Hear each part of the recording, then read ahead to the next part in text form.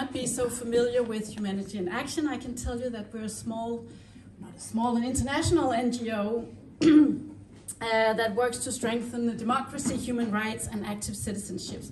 And we do this primarily through our summer fellowship programs for Danish and international students, and we also welcome Ukrainian students, so please help us spread the word. And I left some flyers over there on the table where you can read some more, or you can just approach me and ask afterwards. So the initiative for the film that we're going to watch in a few minutes, and the producer of the film is Humanity in Action's founder, Judith Goldstein.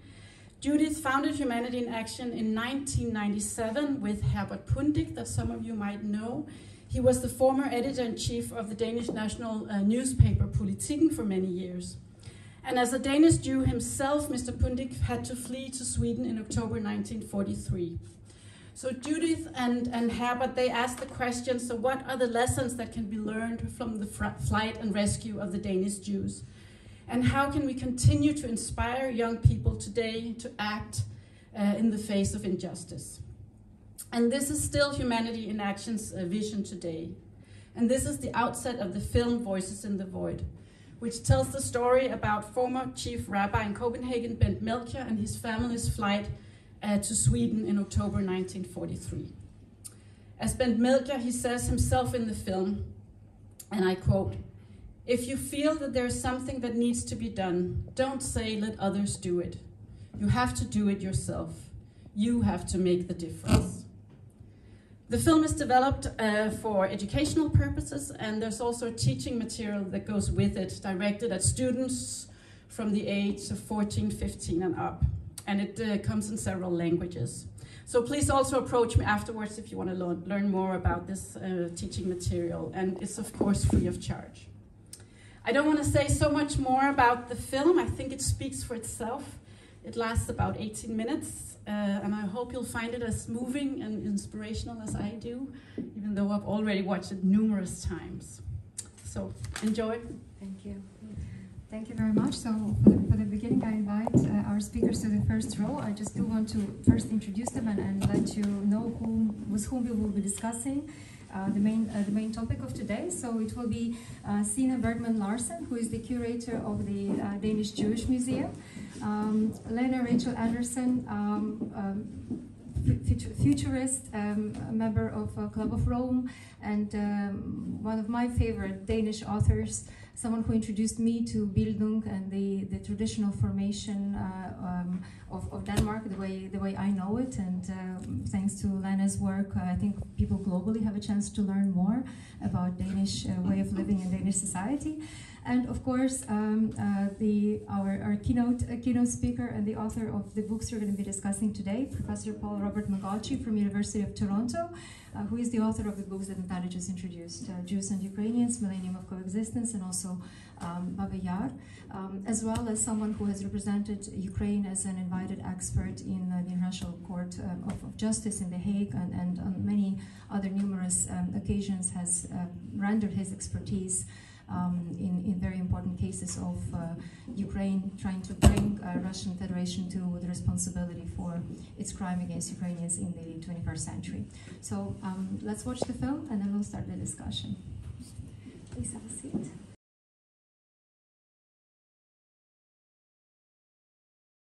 Thank you so much for sharing the experience of being able to see this film. And thank you to Michaela and the team of Humanity in Action for putting it together.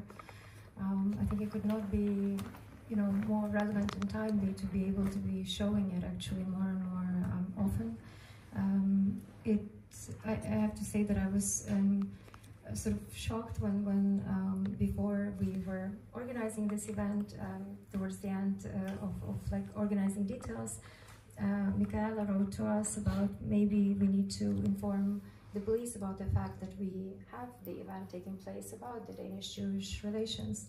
And I never thought that there would be a need, to do this. So I guess it is absolutely important to continue to share this Danish example for the entire world. And this is precisely the subject of our discussion, how we can take these lessons from history of different cultures and how the statehood and the development of the society has impacted and brought about that result that we saw in the film. So I invite now Michaela and Signe and Professor Magocsi and Lena to the floor so we can discuss this in greater detail. And as our esteemed speakers are coming up, please have a seat here. I think I would like to start, and I just also wanted to share that obviously this film raises so many emotions and you know, sad parallels, sad but also good parallels. The story of the rabbi's family and their rescue both in Denmark and then in Sweden by the religious leaders. I come from a family of Ukrainian, Greek Catholic, Ukrainian Catholic priest, and in our family it was the generation of priests in 20s to 40s in Ukraine that was sort of raised by the Metropolitan Andrei Sheptytsky, whose brother saved so many Jewish children in the orphanages and in the monasteries of Ukrainian Catholic Church. And in our family, they rescued a Jewish girl. And stories like that resonate, but we also, when we see the footage of them closing the door of their apartments, and now obviously in us as Ukrainians, it resonates as many Ukrainians and Jews in Ukraine, because of Russia's aggression to Ukraine, have had to close the doors of their apartments, and we don't know when we would be able to come back. And very similarly as in the past, Ukrainians appeal to the world for solidarity and for humanity, but reactions, just as in the past, you know, can be very different, from silence to indifference to stories of saving and providing so much support, like in the case of Denmark, where Denmark is supporting Ukraine and Ukrainian nation in our ability to defend against Russia with all of the means, militarily and humanitarian way and economically. But there are others that are not doing that, and you could say, as before, also collaborating.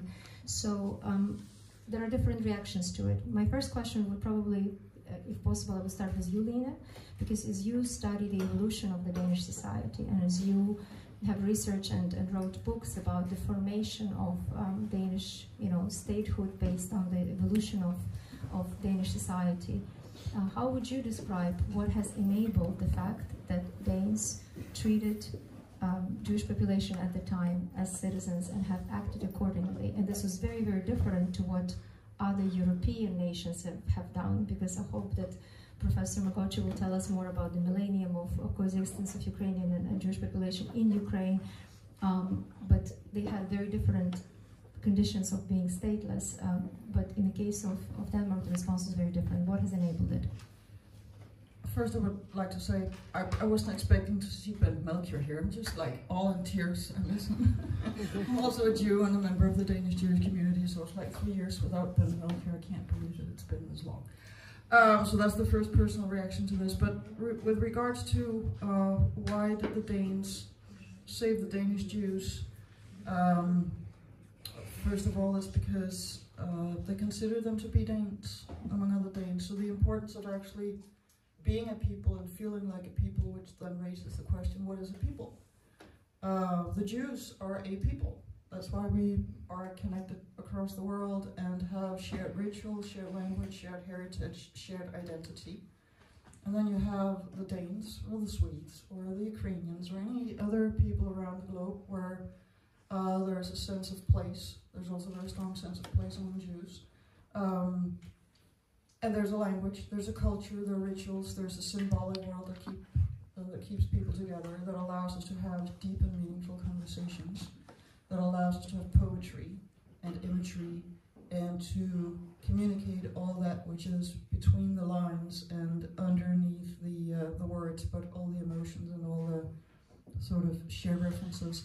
I'm going to share an example of what that means, what that actually is about. It's not a Danish example, it's not a Ukrainian example, it's not a Jewish example. But I'm now going to say one short sentence, and when I say that, you will all have, I bet, in your mind, images, perhaps even music, a certain kind of aesthetics, and a certain kind of humor, and a whole series of references. And the sentence is, the name is Bond, James Bond. We all share all the movies that we've watched. There's a bunch of villains, we almost see them in world politics right now. It's like all the James Bond villains have been sort of put together and now they're out there for real. But we have these shared references. This is culture, this is spirit. And in every people that has managed to stay coherent over time, there has been this sense of shared references and just say one sentence and everybody has this whole inner world opening up.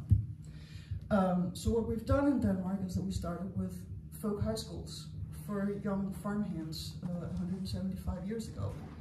And that made people understand what is Denmark. Who are we as a people?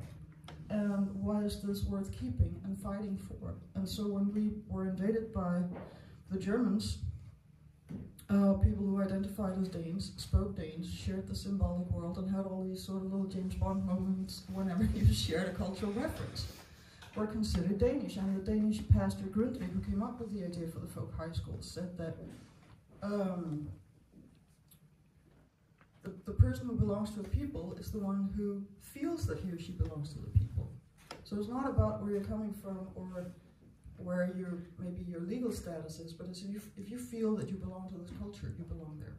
So that's the point. And I would say the downside of this, because there is a dark side to this, is that the Jewish refugees who came to Denmark were expelled from Denmark during the war because the Danish Jews were afraid that there would be the Danes wouldn't like to have them, and so they separate themselves from the German Jews. So there's a dark side to the story as well.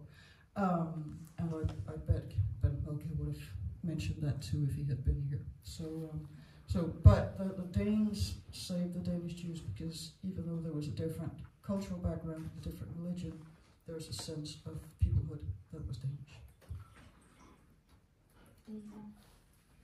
I'm not sure that I think it's working. I just wanted to clarify for a second, because is this then the tradition of education that made it different? Because you would say that the maturity of the development of the Danish state and Danish culture at the start of the Second World War that has enabled, this kind of cohesion of culture that made Danes protect Jewish population. But that has not happened in other European countries that were also nations for a long time. Is this the lack of that cultural development? Right. So there was. I've actually spoken to Ben Melke quite a lot, and he referred to an American rabbi who started a folk high school kind of youth program for young Jews in Northern California, and Shlomo Bardin was his name, I think. And he said the reason why the Danes actually had the courage to save the Jews and not just love their country but also protect their countrymen and women was because they had been to these folk high schools and had this personal development that allowed you to not just follow orders and do what everybody else does, but actually stand up for something and to have that personal moral backbone that allows you to say, no, this is not right, I need to do the right thing. And so the personal development and the sense of responsibility and being able to identify with somebody who is different from yourself in some respects was a product of the folk high schools. Thank you. Thank you very much. Signe, would you like to add anything on the spot? You can just sit here. Oh, that's fine. Maybe it's easier this way. I do agree, but I think it's so much more complex than that, obviously, and I think you will agree with that as well. And I think we can also step a century back even to 1814, where Denmark introduces citizenship for Danish Jews. And it even in this Danish Jews or Jews in Denmark go from being Jews in Denmark to being Danish Jews. and religion starts being more a private thing. So everyone's Danish, and then your religion is sort of something else that you practice in your home, and this changes the dynamic, but also the Jewish minority as well. The language changes throughout the century. We have written accounts of going to church in the Jewish community. We're also the only Jewish community in the world that has a Jewish confirmation. Exactly. So this creates a Danish Jewish, well, Danish Jews being Danes first, and I think that also spills over to Danish society, and I think that's also a key movement. Thank you very much. Now I would like to ask Professor Magocsi to introduce us a little bit. I know it's difficult to pack millennium of coexistence into any brief introductory maybe moment, but it would be great if you could, having heard already the story of how the Danish society has evolved and what has happened, give us a little bit more of a background of the Ukrainian Jewish relations, and maybe focus a little bit more on the not so subtle differences in which Jews in Ukraine and Ukrainians in Ukraine found themselves in the 19th century and then in 20th century, which made this experience very different.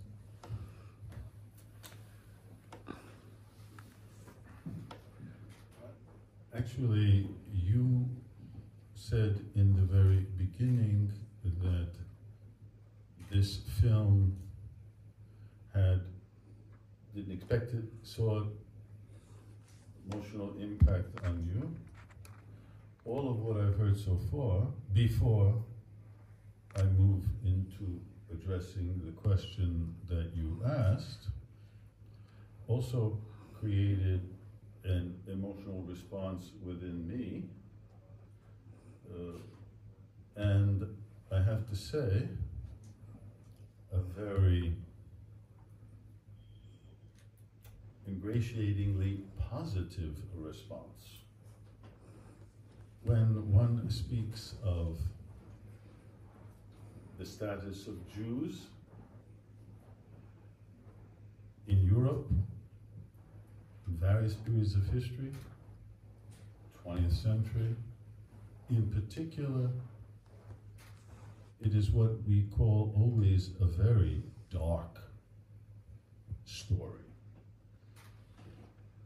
Well, what I just experienced in the last, maybe now 20 minutes,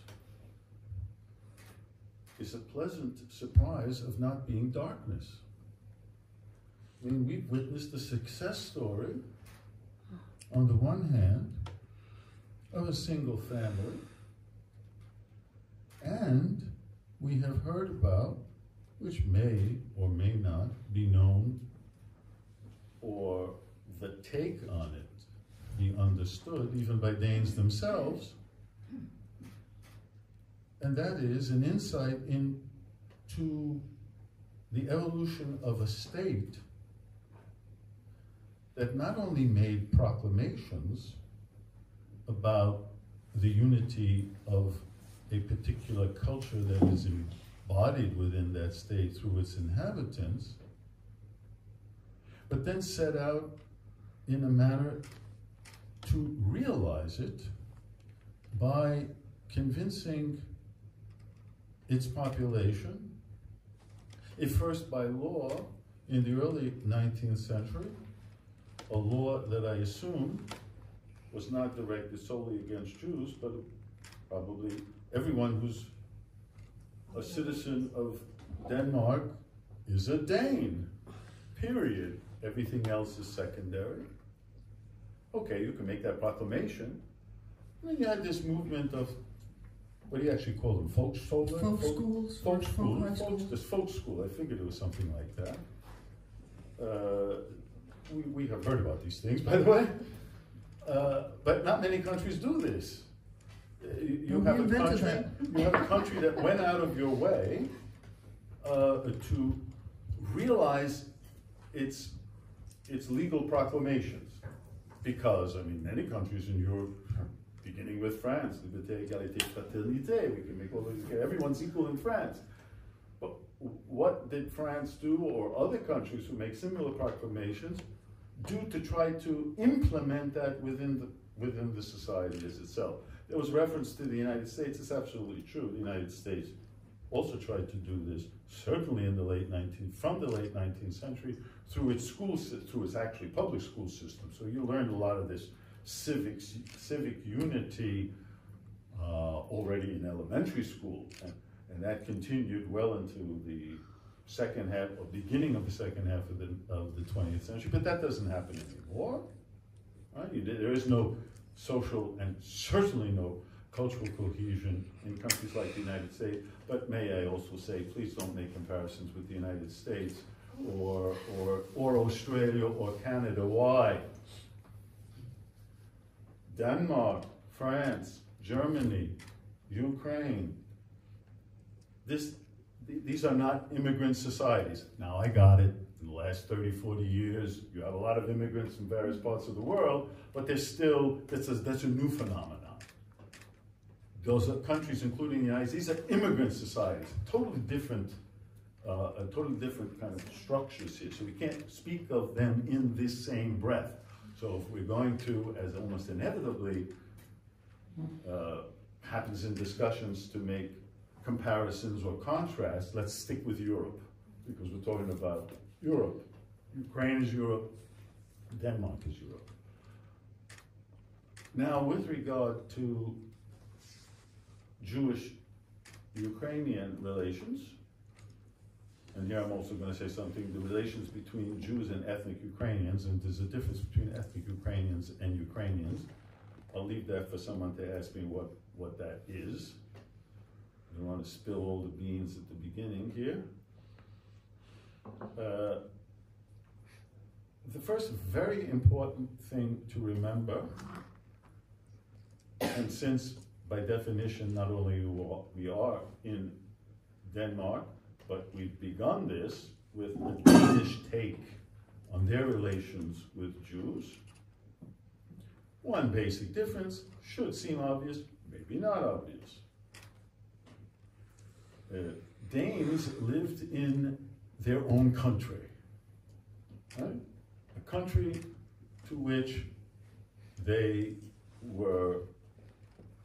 knew that they lived in what their own country was, and then, as we've just seen through this whole school, if they didn't know, they got to know by a policy. Ukrainians, for most of their history, did not live in their own, ethnic Ukrainians did not live in their own country. Certainly the Jews of Ukraine did not live in their own country. And certainly any of the other peoples living in Ukraine of various ethno-linguistic backgrounds were not living in their own country. Because well into certainly up until the World War I, they were living in two empires. One benevolently inclined toward not only ethnic Ukrainians, but also Jews and other peoples living within that portion of Ukraine that was part of the Austro-Hungarian Empire, which you didn't actually mention, but that's where you come from. But the other empire that ruled most of Ukrainian lands, the Russian Empire, was far from benevolently inclined either toward Jews or ethnic Ukrainians. The point of what I'm saying is that neither Jews or ethnic Ukrainians had any control, really, over their society, unless they bought into that society. Now, it is also true that both Jews, more so under Soviet rule, and ethnic Ukrainians, both under Russian imperial rule and under Soviet rule, they could buy into society. And they were accepted. And sometimes they came to dominate certain elements of that society. This may seem strange, when we just simply think that those dastardly Russians, you know, were always against Ukraine. You know, you become a Russian and then you can function well. And this was normal in many of these multicultural states, of which Europe is made up primarily of states of various indigenous peoples. So France is multicultural, Spain is multicultural, and I'm not talking again about immigrants, that's a recent phenomenon. And that is another thing of the strength, it would seem to me, of the Danish tale, is, yeah, you do have an indigenous population that is not Danish. I don't know if even many of you would know what I'm referring to. You have those northern Frisians living down there in the southwestern part of the country. I think you have a little German minority, you know, also in the southern part of your country. Yeah, you are, in that sense, multinational like every other European country, virtually, except maybe Iceland and Ireland. But for the most part, you're Danes, right? These are tiny little minorities. So when we now talk about Jews and Ukrainians living on, Jews and ethnic Ukrainians living on the territory of Ukraine, we are talking about the history of two peoples who were minorities. And you'll, by the way, at least put the book up so that they're seeing what it looks like. This book is called Jews and Ukrainians, A Millennium of Coexistence. And people will immediately say, coexistence of Jews on the territory of Ukraine? Weren't there all of these pogroms already in the, we could assume perhaps, as some Jewish historiography does, that there were already pogroms in the middle of the 17th century, certainly at the end of the 18th century, certainly end of the 19th century, after World War I, and then we have the Holocaust. How can one talk about coexistence? I mean, this sounds almost like a slap in the face of historical reality. Well, actually, a slap in the face of historical reality is to speak only of negative relations between these two people. Why do I say that? The presence of Jews on the territory of Ukraine can be traced back to prehistoric times. Well, it's actually not prehistoric times because there was history being written about them, but certainly before the first even state structures were created on the territory of Ukraine. It goes back to the period of Greek settlements in southern Ukraine and in Crimea, and then continued through the Roman period, the Eastern Byzantine Empire. There were already Jews, and then of course culminated in the 6th and 7th century with the Khazar Khaganate, one of the few states in the world, if not the only states in the world, that at least the leading elements of that state entity actually were converted to Judaism. It's pretty rare, right? So the presence of Jews on the territory of present-day Ukraine has a very long history, at least almost 2,000 years. Of course, here we're talking about a millennium. Most of the Jews, however, came to settle on the territory of Ukraine in the late 16th and early 17th century, and virtually all of them came from Central Europe, the Germanic lands, but not within necessarily present-day Germany, either Bohemia or Moravia, which was the Czech kingdom for a long time, then the Polish kingdom, all of whom welcomed Jews who were fleeing from persecution in the otherwise purely Germanic lands. And under the framework of the Polish-Lithuanian Commonwealth, which controlled virtually all of present-day Belarus and Ukraine, Jews moved eastward. And so their presence became pronounced at the beginning of the 17th century. and I can see you raising your glasses because I'm going on as a professor would want. So I'm going to bring it to a close stop, and then there may be questions. But the close is the following, or the point that I'm trying to make is the following. Let us say that the real presence of Jews, Ashkenazi Jews, on the territory of Ukraine begins in the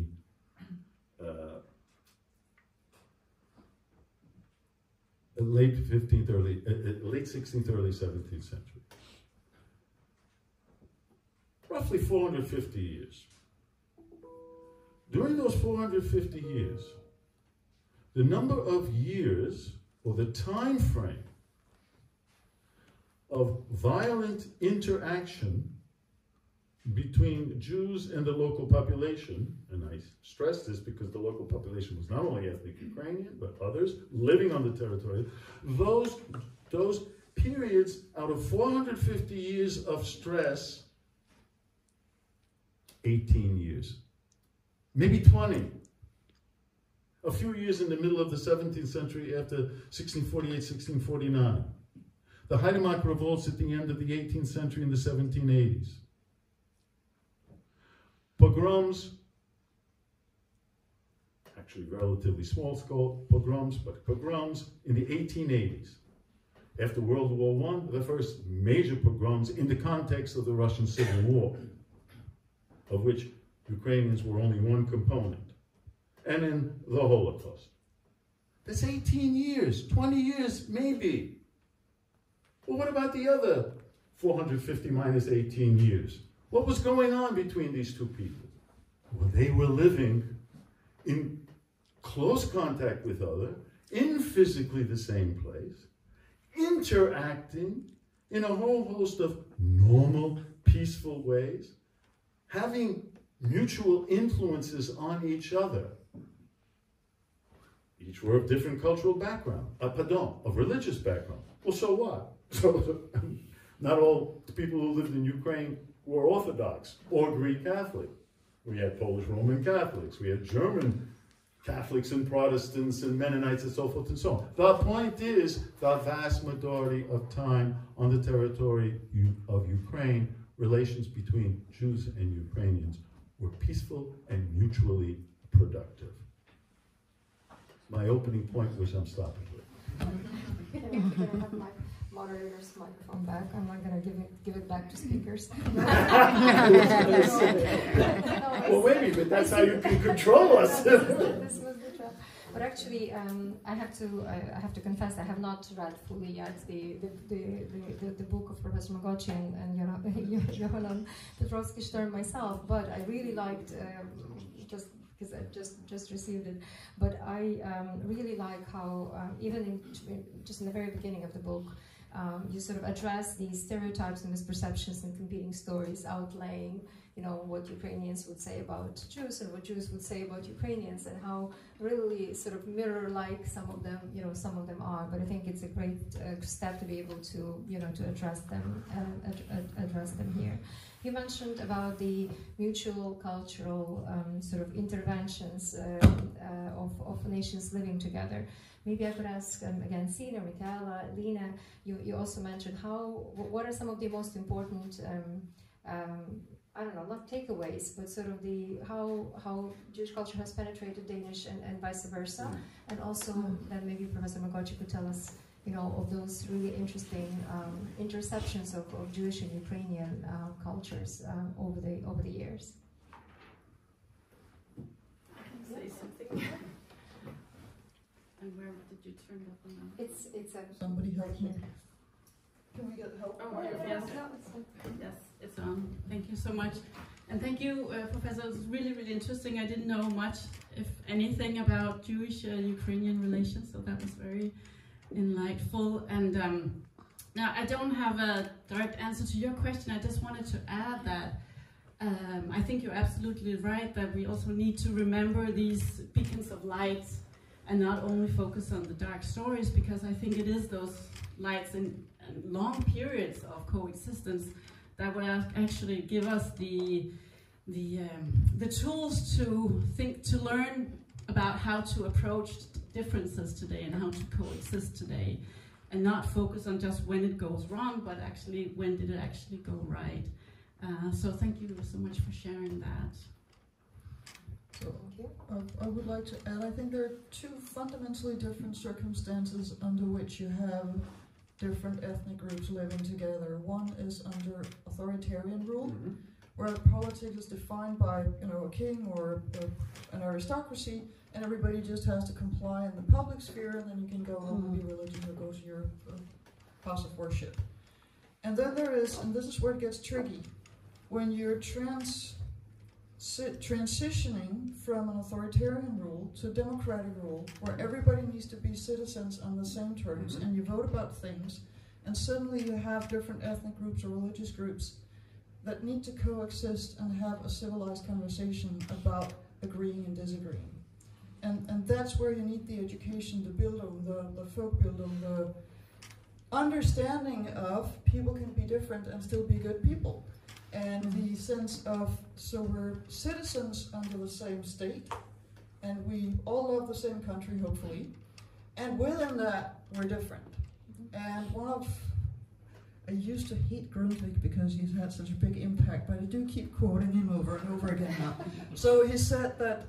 who is this that you're So he's a Danish pastor who wrote 1,500 hymns and songs, and there's just everywhere. And he came up with the idea for the folk high schools, and he became one of the founding fathers of our parliament. And one of his quotes is that freedom should not just be for Loki, but also for Thor. So that, or not just for Thor, but also for Loki. So the noble, guy who's predictable and does all the right thing, he needs to have freedom.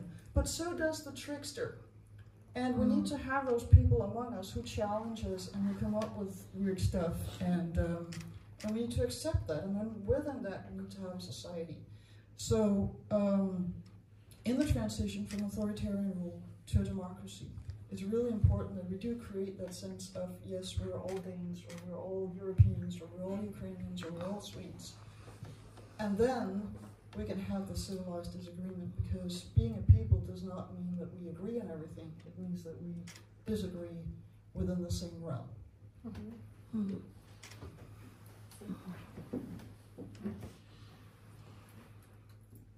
Yes, and I just wanted to add that Danish and Jewish relations has also been played out in this realm between tolerance and intolerance, and it's been back and forth through time.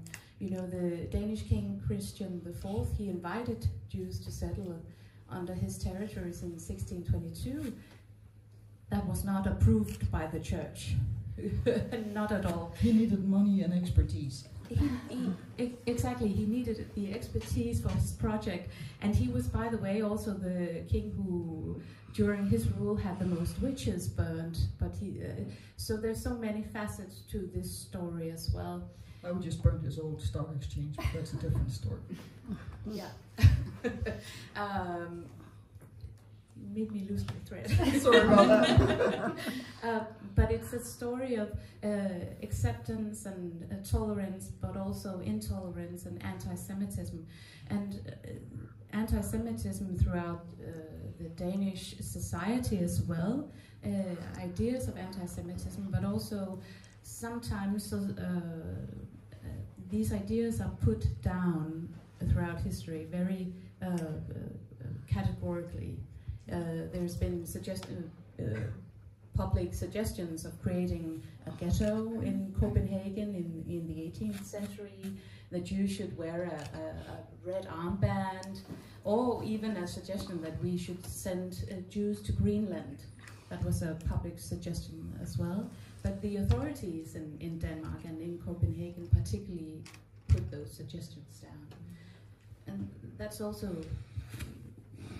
a key takeaway. The king who produced the public schools and the citizenship for everybody in Denmark, 1814, also was the one who created the public schools and the first school legislation in Denmark, where every kid was guaranteed 7 years of free school if they couldn't pay for it themselves. Frederik VI. And he was also, so there was, when Hans Christian Andersen first got to Copenhagen in 1819, there was actually a riot against the Jews, and little Hans Christian, who was 14 years old, was like, oh wow, things are really happening in this big city, and it was a riot, and it was Saint King who sent in the military to stop the riots and the anti-Semitic riots. So there was, I mean, conflicts. There was people who were didn't like that other people lived in different ways, and of course, with a lack of opportunity, with a lack of openness, with a lack of free speech, which they definitely didn't have yet. It's a different situation from when you do have free speech and when you can and should disagree in a civilized way.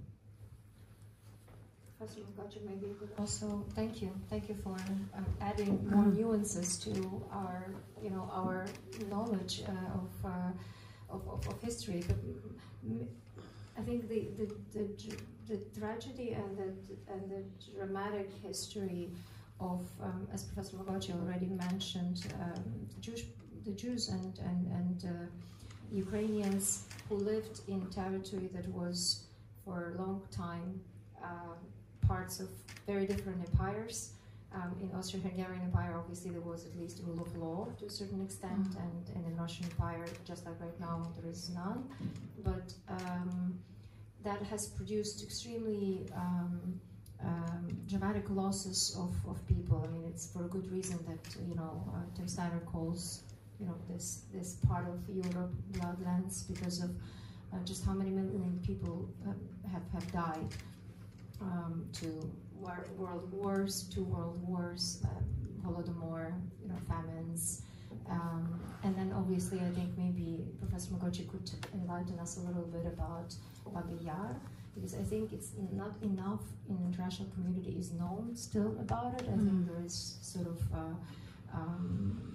there is an understanding of Holocaust, and there is understanding of so many of the horrors of the concentration camps in different other parts of Europe, but not necessarily of everything that was actually happening on the present day territory of Ukraine, including Kyiv. With your permission, I will address your question. But this is a very rare opportunity for me, and maybe it's selfish, but when am I sitting with people who are talking about Denmark? And I have 2 questions, if I may, of clarification. And there are some parallels with Ukraine and other parts of Europe.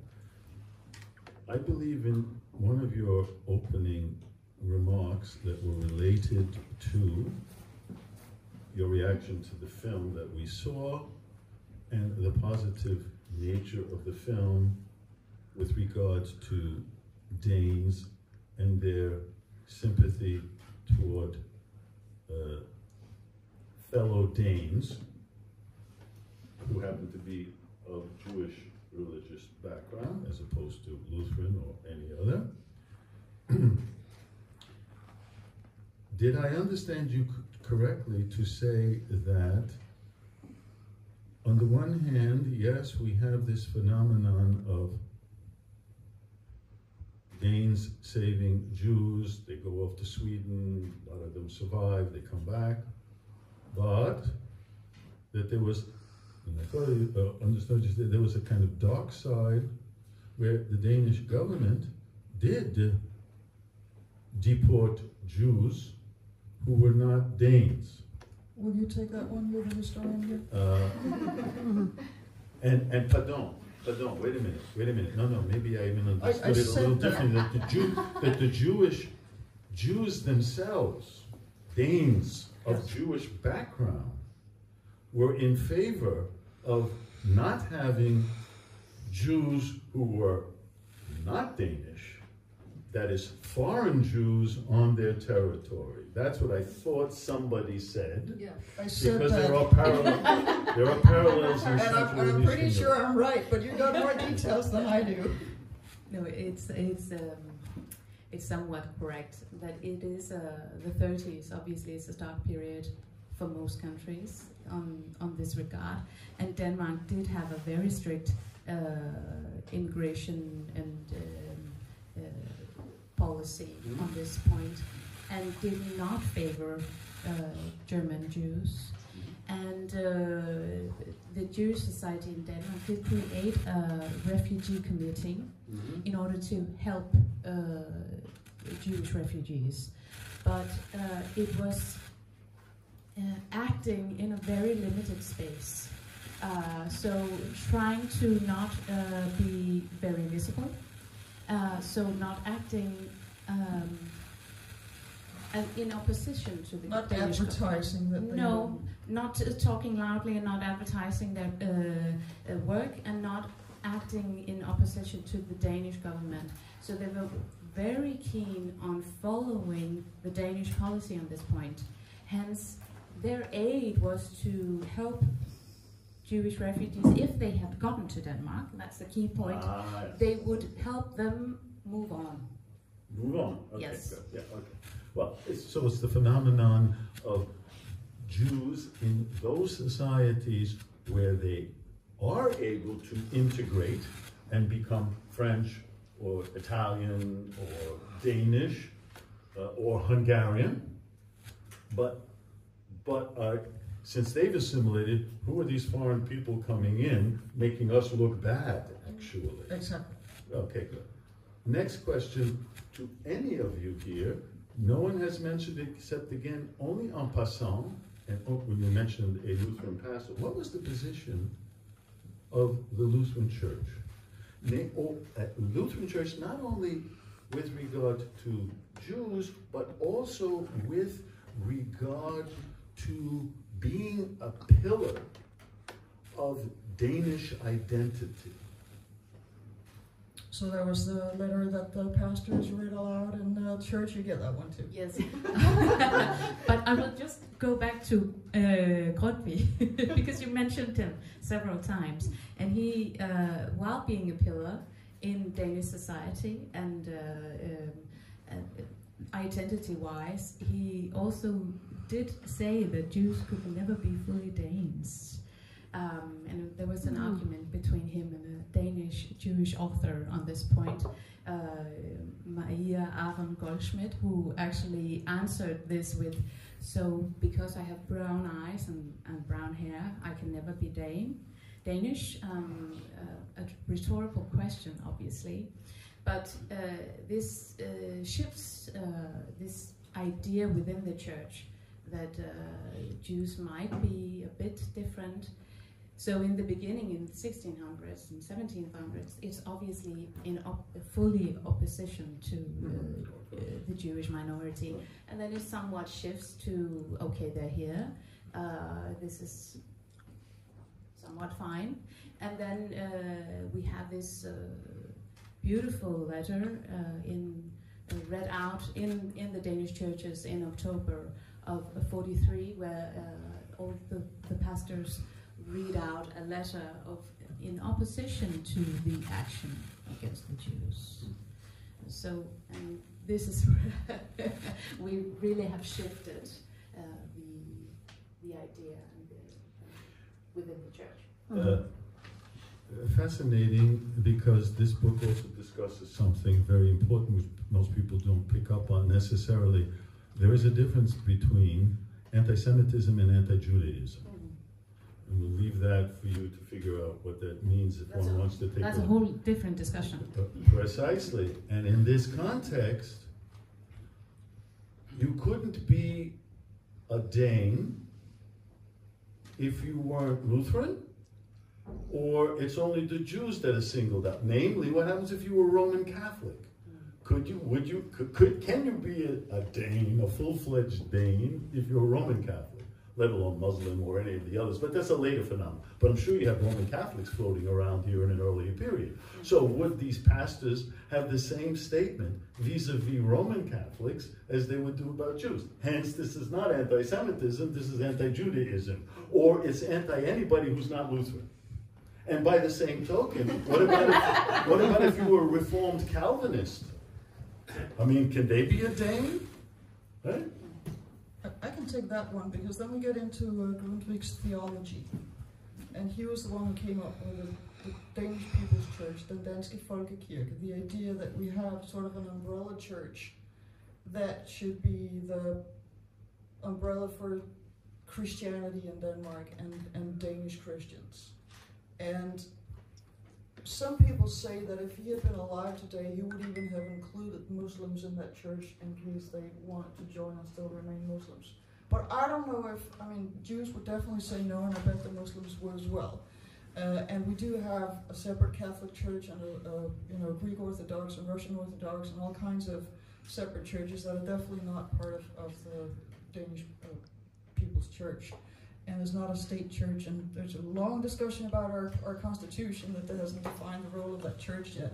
So Grundtvig's theology is very different to understand for non-theologians and for theologians as well, with regards to what the Danish church is actually about and who's included and who is not. But what he boils the Danishness down to is the Danish spirit, and he kind of defines the Danish spirit, the Swedish spirit, the Ukrainian spirit as separate chapters of the Holy Spirit, so that all peoples have their culture that binds them together.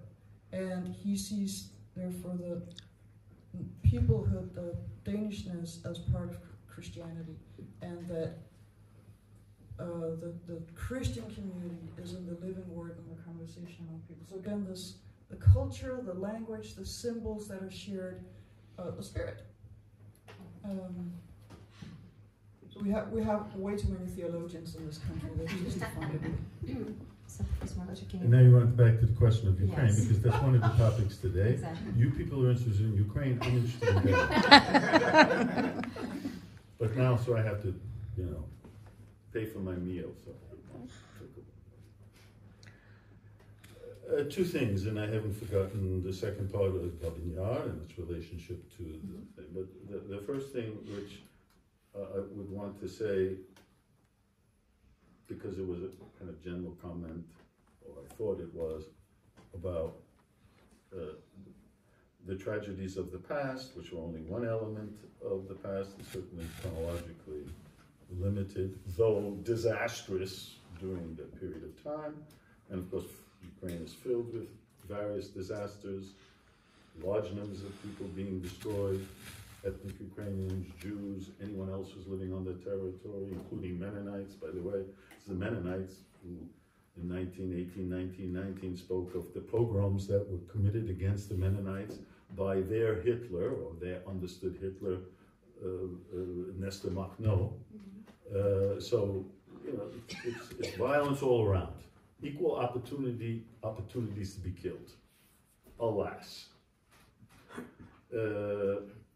But what I think is important today when we're speaking, and the point that I was trying to make in the beginning, and will reiterate real quickly here, is that ethnic Ukrainians, like Jews, didn't have control over their own destiny because they didn't have their own state.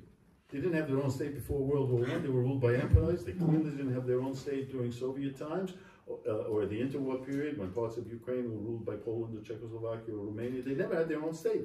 They were not an actor. They didn't have control over themselves, let alone anyone else who lives there. And however, when they finally did have their own state, after 1991, and when they finally adopted a constitution in 1996, they had to, like the Danes at various, like Denmark at various periods of its existence, had to define what is their state and who and what is a Ukrainian, right? Well, the state is made up of citizens of Ukraine, all of whom are Ukrainians, irregardless of their ethnic background and their religious background. The state was motivated, and certainly those who were creating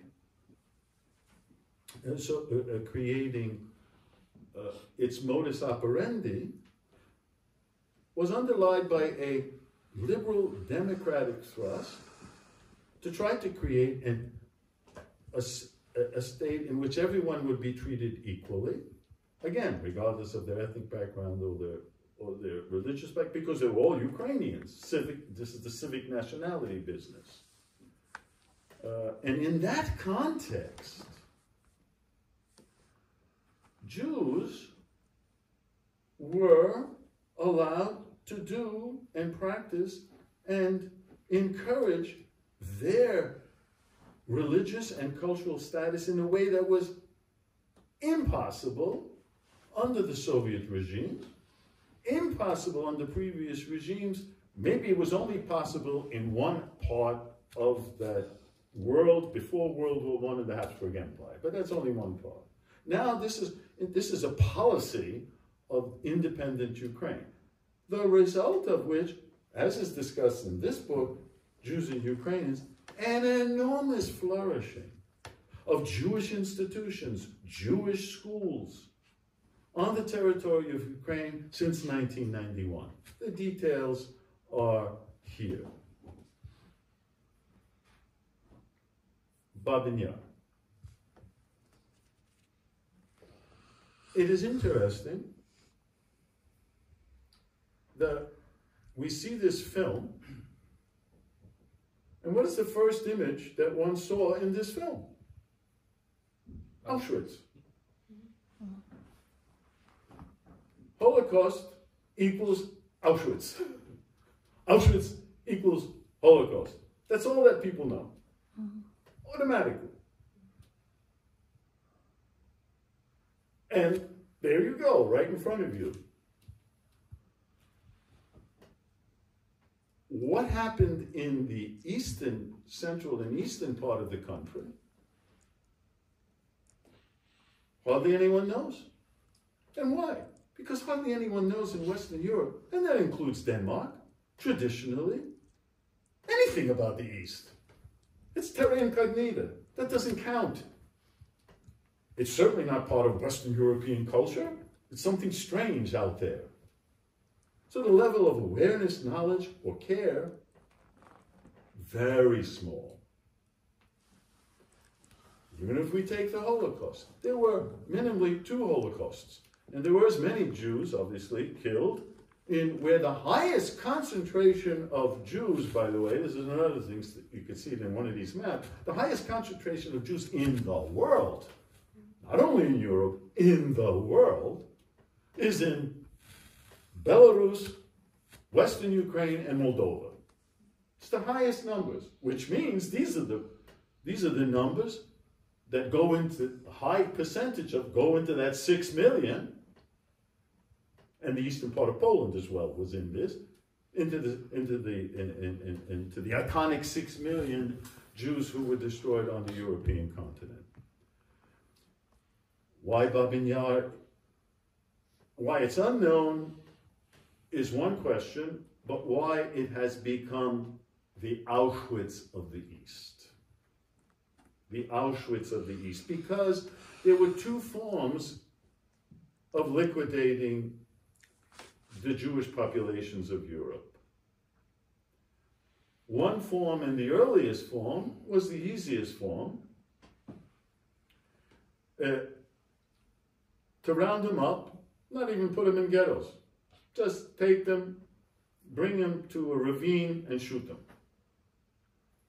And that's what was done throughout most of those territories that came under Nazi German control after June 1941. Because remember, people, all of this happened not because of decisions of the local population or the local authorities. They were invaded by a foreign power, brutalized by an invasion, a massive invasion, directed against destroying all elements of the society.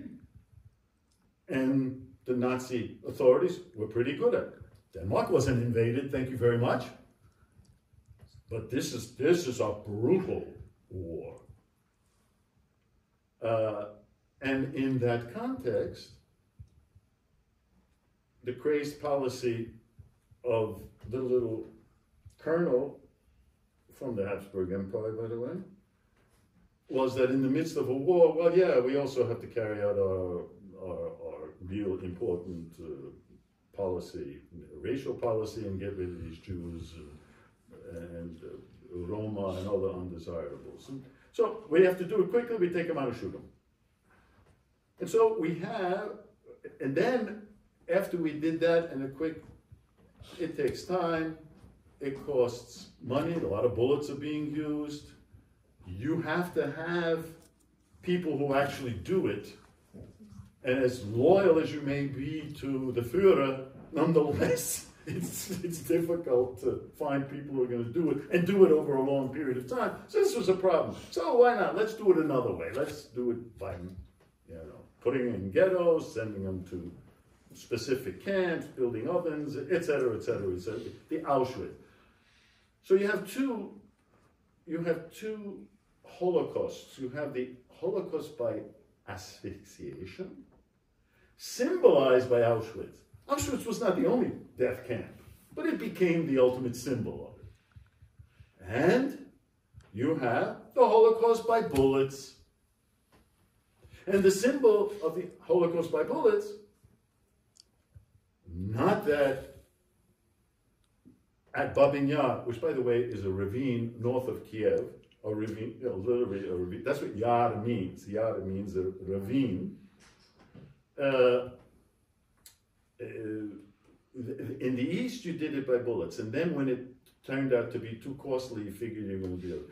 But Babin Yar became the Auschwitz of the east, not because of the absolute numbers, but the speed in which it was done, because just under 34,000 Jews were shot on 2 days. So if you want to do the math, take 48 hours and divide it by 33,000. Plus by 34,000. I mean, that was pretty remarkable in terms of the numbers. And that's why it became the symbol. And it became also the symbol for Jewish survivors after the war in the Soviet Union, because it's important to also note, if one doesn't know, not all Jews were killed in Ukraine. And in fact, after the war, there was still about 800,000. And we're not talking about those who returned from Auschwitz, of which there was a small number. We're talking about those who, in the face of the Nazi German invasion in June 1941, were evacuated to the east, like other communist officials, other quote-unquote important figures. They were evacuated to the east, and the Jews that got killed were only those who couldn't be evacuated as quickly as possible because of this Nazi German blitzkrieg, which was like moving incredibly fast. So that's the importance of Babin Yar. Thank you, Professor Magocsi. I have still so many questions. I'm sure the audience has questions, so I also want to open it up. And if you have a question already now, please, I'll provide the chance to do so. I wanted to make a reference that you will see in the book, if you would like to read it, also to a letter, because you were referring to important letters in the history of Danish-Jewish relations, and there is an important letter that is actually, I was curious to see it here because it was extremely important. And it is there, isn't it? It is. Yeah. And it's a letter.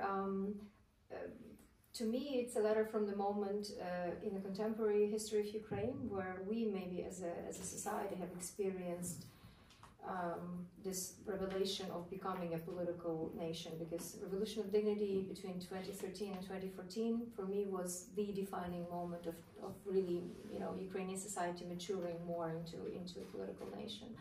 And I don't know if you know, but already in 2014 there was this first influx, as we all felt, of Russian propaganda claiming and defaming Ukrainians as being all anti-Semites. And this letter is actually very dear to me because a few colleagues of mine and myself, we co-founded Ukraine Crisis Media Center in March 2014 when Russia annexed Crimea, started war in the east. And we were mobilized, and they were claiming that there was this new anti-Semitic fascist government in Ukraine. That's how they were branding Revolution of Dignity. And we invited to the floor, on the first day of the existence of Ukraine Crisis Media Center, Joseph Zisers, who was the head of the Jewish society in Ukraine, And he actually read out that letter, which you have in this book. And basically it was saying, because Russia was claiming that now we're going to do aggression against Ukraine so we can save the Jews. So basically the content of the letter was saying, do not come and save us. We feel perfectly fine in contemporary Ukraine. So it sort of says, we are Jewish citizens of Ukraine, businessmen, managers, public figures, scientists, scholars, artists, and musicians. We are addressing you on behalf of multinational people of Ukraine, Ukraine's national minorities, on behalf of Jewish community. You've stated that Russia wants to protect the rights of the Russian-speaking citizens of Crimea and all of Ukraine, and these rights have been floated by the current Ukrainian government. Historically, Ukrainian Jews are almost mostly Russian-speaking, thus our opinion on what is happening carries no less weight than the opinion of those who advise and inform you. We do not believe that you're easy to fool. You consciously pick and choose lies and slander from the massive amount of information about Ukraine. You know very well that Viktor Yanukovych's statement concerning the time after the latest treaty has been signed, Kyiv is full of armed people who have begun to trash buildings, places of worship, churches, innocent people have begun to suffer, are lies. From the first war to the last, the Russian-speaking citizens of Ukraine are not being humiliated or discriminated against. Their civil rights have not been limited. Meanderings about forced Ukrainization and bans on Russian language that have been so common in Russian media are on the heads of those who invented them. Your certainty also does not correspond to the actual facts. It seems you've confused Ukraine with Russia, where Jewish organizations have noticed growth in anti-Semitic tendencies last year, and so on. So it's very important we kept that, that story and that history, because I think, given the presence of the Jewish 100 during the Revolution of Dignity, and given how the Jewish community has, been standing, as we've all been standing, I think, as one ever since. So it's very important that it's here. I thank you for including it there. By the way, I would also have to say that this organization that we represent, the Ukrainian-Jewish Encounter, works very closely with Joseph Zissels, who is co-chair of the All Ukrainian Association of Jews. And this particular letter then was so important that the Ukrainian-Jewish Encounter arranged for it not only to be translated into various languages, but for it to be published at a significant amount of cost. There's a full-page statement in the New York Times, the National Post, Le Monde, and Haaretz in Jerusalem. This is the statement of Jews of Ukraine, not It's a very, very important voice. because that's the new Ukraine. And of course, I thought you were referring to yet another letter, because the other letter occurred during the period of the Holocaust. Mm-hmm. Namely, just like you pointed out, that there were Christian leaders, as well as, normal people. Not that Christians are abnormal in that way, but I mean not priests or ministers or bishops, etc., who saved the Jews. I think Ukraine is in the 4th position, and still not even clear, because most people are not considered Ukrainian at that time, is in the 4th position of the number of people who are in the righteous of nations in Yad Vashem.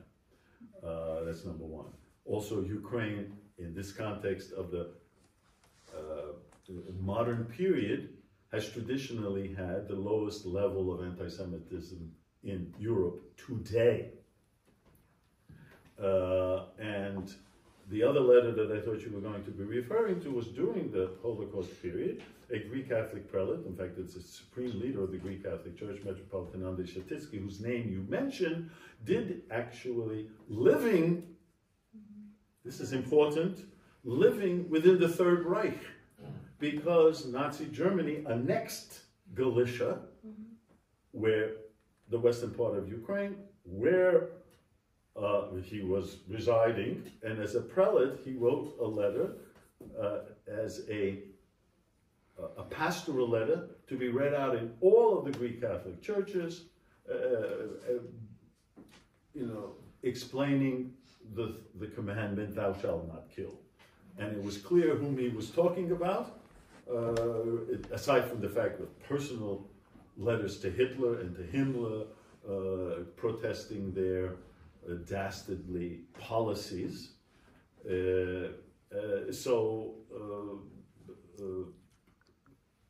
This is also indication of the long-term coexistence that had existed between Jews and Ukrainians, and that played itself out even during the most darkest periods of their joint existence under foreign occupation and war. Do we have any questions from the audience? The concluding question, I think, to all of you that I have, before maybe you will like to have a glass of wine and continue in more informal setting, would be about the lessons. Because I think those histories have important lessons, for today. You asked not to mention the United States, but I've studied in the States in the beginning of the 90s. And last year, I was struck when I arrived in, I think, New York, and saw billboards put up by, JewBelong.com, I think, is the campaign that now has to take place in the United States. And that, to me, sort of speaks that there is a problem. If such boards have to be put up in a modern country of the 21st century, that means that there is a problem with what were these? There are boards saying Jew belong. Oh, Jews belong.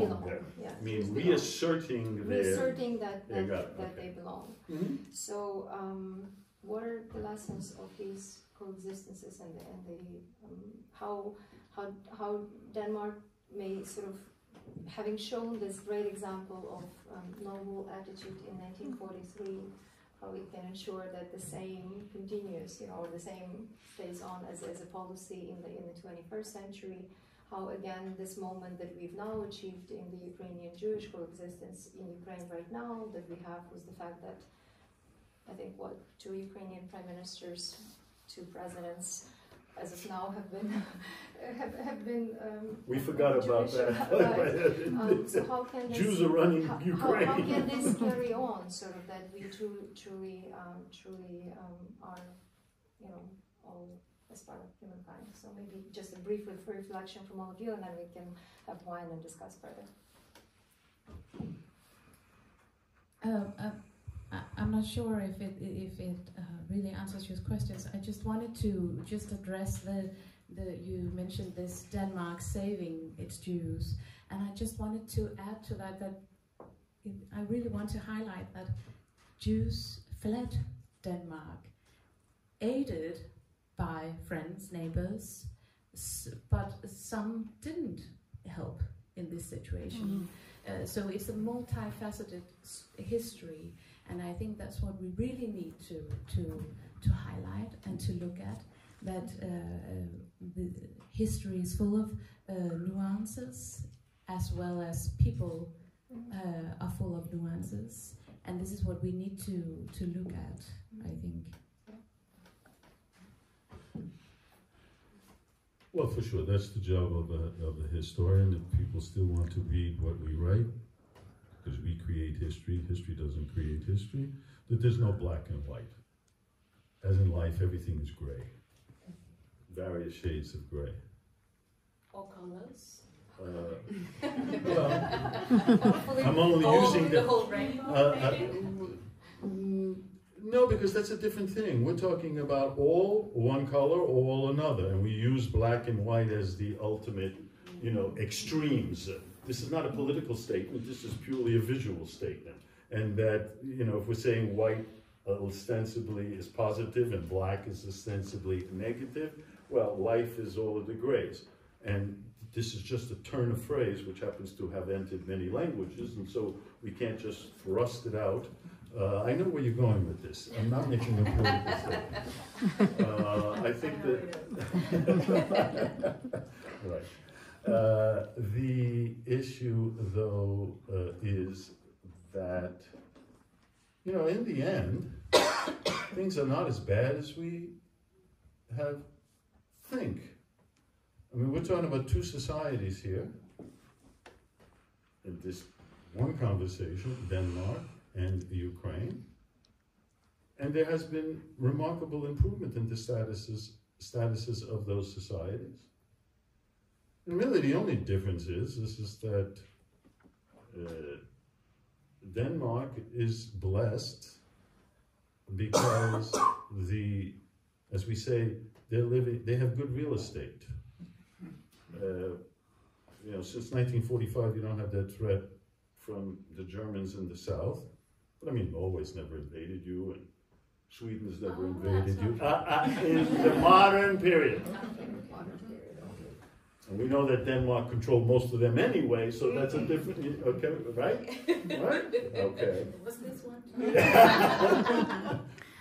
But Ukraine happens to have lousy real estate, and they will be in a permanent state of war. However, they have managed to despite those conditions, they have managed to transform their society in a very positive way, in which all citizens are considered Ukrainians, all treated equally, or equally discriminated against. It doesn't make a difference, but certainly treated equally.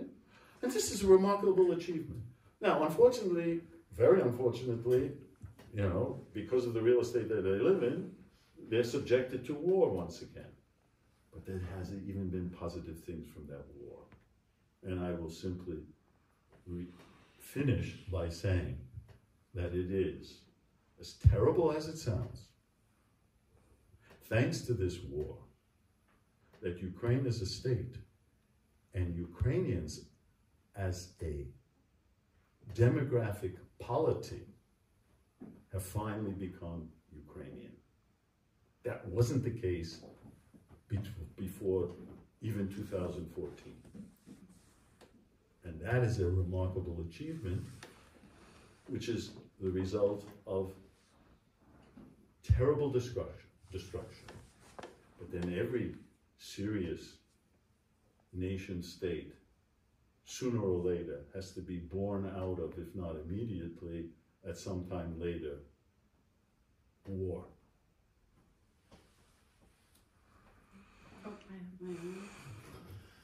Thank you.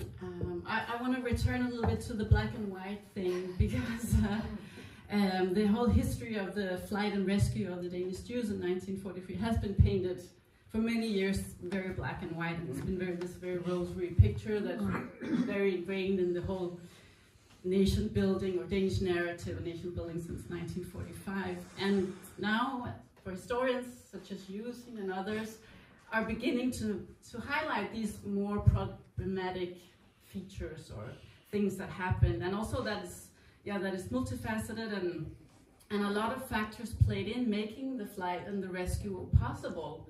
It was not possible in most other Nazi-occupied countries in Europe because they didn't have a neighboring country that was neutral and all these different things. And as the film mentioned, as you mentioned, some were betrayed in the rescue. Some people were robbed of their money, and the people who were supposed to help them never turned up, etc., etc. So it's not black and white, and I think it's important to get that. But it's also, I think, when you ask about lessons, important to say that this was a very unique example in the Holocaust. It was, no matter what happened and all the gray areas, still 90% of the Danish Jews did survive the war, and that was extraordinary in the history of the Holocaust. And I think what we can learn from it is that it was ordinary people who stood up. It was not organizations, it was not the government, because there was no government at the time. It was just regular people from one day to the other, feeling a necessity to do something, even though they believed that they might risk their lives, their livelihood, their well-being, and etc., safety. So what we can learn from that is that, I mean, we can all make a difference, even though we might think we're small, and what can I do to help? I'm just one person, but we can all make a difference. Thank you. Thank you very much.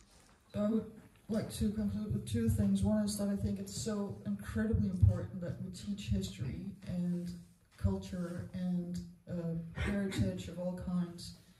And there's this nationalism has become a negative term, and I think that's terrible, because when people speak about nationalism being a bad thing, a lot of people hear, oh, I'm not allowed to love my country anymore, which means that you're estranging a lot of people who can only meaning make in one language, which is their mother tongue, which is usually the language they grew up with in the place they are.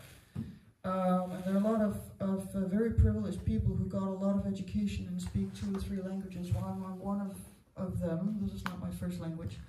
And we have benefited tremendously from globalization. We have a lot of fun, and we can travel and speak to all these interesting people from around the world. There are so many people who cannot do that, and for whom the nation state and their peoplehood and their place-based language and culture and heritage are their door to the world. And if we say nationalism is a bad thing, they hear, I cannot love my country anymore. And of course they then start hating all the liberals, intellectuals, globalists, and then we have an elephant in the room, and I'm not going to speak more about the US. So we need to teach history, we need to cherish our cultural heritage, we need to know where we're coming from, and we need to be proud of it. And it's okay to be proud of being Jewish, Ukrainian, Danish, Russian for that matter, because if we can't be proud of who we are and who our people is, we cannot live as fully human beings. So that's my first comment. We need to get this back into the schools and into the sort of public sphere, public curriculum, whatever you want to call it. And the second thing is, I'm going to conclude with Denmark, and the other side of whoever feels that they're Danish is a Dane, means that whenever we've had groups of people in Denmark who didn't want to be Danish, we asked them, okay, so where do you want the border to be? And therefore we had a referendum about where to have the border between Denmark and Germany after the First World War. So in 1920, people voted, do I want to, in the border area, do I want to be Danish or German? And we made the border according to making the most people as happy as possible. And besides the Third Reich, we've actually had peace in that area, and there's a Danish minority, exactly, Danish minority on the southern side and a German minority on the northern side. And speaking of the Second World War, there had long been an Icelandic independent movement since 1870, and they couldn't, get away from us until we were occupied by the Nazis, and they're like, hey, maybe we should just leave now, and they did. And we did not invade Iceland after the Second World War. We're like, okay, damn it, you'll be Iceland now. And we actually are protecting them militarily because they can't protect themselves. Those the Faroe Islands and the Greenlanders. I was going to say, you still have the Faroese. And they're in a different, you talk about property, they're in a different position. And we've actually had a border conflict with Canada about Hans Island. And for several years, the Danish Navy put out a bottle of schnapps and said, this belongs to Denmark, please enjoy. And then the Canadian Navy drank the schnapps, I guess, and then they put a bottle of Canadian whiskey and said, no, it's Canadian, enjoy yourselves. And we had this exchange of booze going on for, I don't know, 20 or 30 years until we actually split the island in two, and I think we got the best part, I don't know. But because your schnapps was better. I don't know, but anyway, that's how educated countries solve a border conflict. So I would like to end on that note and suggest that Russia learns from that. Thank you so much. I hope that the audience will leave a little bit enlightened by the intercultural relations in both countries, in Denmark and in present territory of Ukraine. And by those concluding remarks, I think Denmark has had over its history so many enlightening policies that would make a big difference if countries both in Europe, needless to say in the United States, were to learn from them. Let's say that. A lot of the nations around Ukraine right now that is trying to defend itself from the Russian aggression sometimes feel or say they feel it's outside of their power. They're so dependent, let's say, on Russia. What can they do? And that's why they're silent to neutral, if not, actually prolonging Russia's capacity to wage that war. So I hope they could learn from Danes deciding to make a difference, and the fact that 90% of Danish Jews were saved. I think it's a good